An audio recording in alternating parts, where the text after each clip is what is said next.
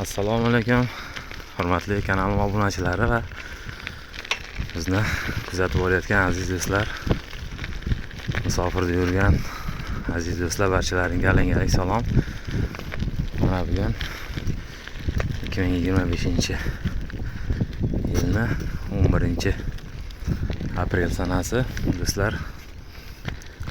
O'zbekiston Respublikasi Namangan viloyati Mingbuloq tumanida kichik bir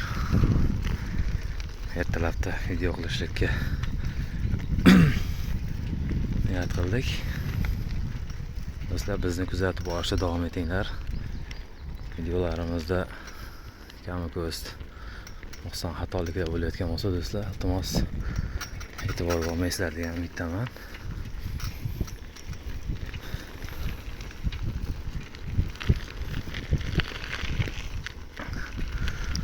Havo ko'rib turganlaringdek bugun